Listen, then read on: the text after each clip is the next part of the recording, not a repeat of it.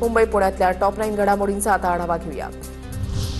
मुंबईमध्ये उद्यापासून 10% पाणी कपात. जलाशयातील पाणीसाठा 23.52% गेल्यानं निर्णय. पालिकेकडून पाणी जपून वापरण्याचं आवाहन.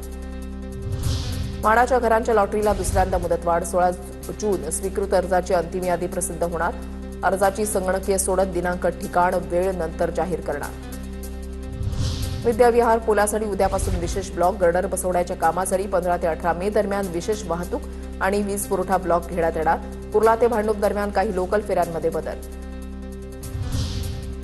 मुंबई विद्यापीठाला स्वराज्य रक्षक छत्रपती संभाजी महाराज मुंबई विद्यापीठ नाव द्या. अखिल भारतीय मराठी साहित्य परिषदेचे राष्ट्रीय अध्यक्ष डॉ. शरद गोरे यांचं मुख्यमंत्र्यांना 4 प्रमुख मागण्यांसह पत्र. पुणे महापालिकेकडून दरवर्षी 26 लाख लिटर इंधनाचा वापर. पालिकेकडून सुमारे 24 कोटी इंधनावर खर्च. पंतप्रधान मोदींच्या आवाहनानंतर उपाययोजना केली जाण्याची शक्यता.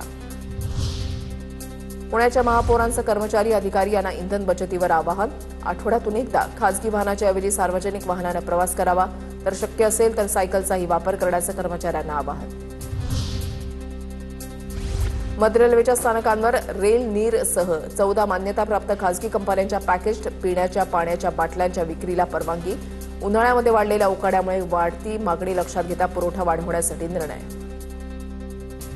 पुण्यातील विस्तारित मेट्रो मार्गिकेचं काम सुरू. स्वारगेट ते कात्रज या 5.5 किलोमीटर अंतर्गत बोगद्यासाठी टीबीएम मशीनद्वारे सेगमेंट कास्टिंग सुरू. स्वारगेट ते कात्रज असा भुयारी मेट्रो मार्ग असणार. पुरंदर विमानतळासाठी आतापर्यंत 30% भूसंपादन पूर्ण. आतापर्यंत 115 कोटी रुपये शेतकऱ्यांच्या खात्यामध्ये जमा, तर आतापर्यंत 920 एकराचे करारनामे पूर्ण.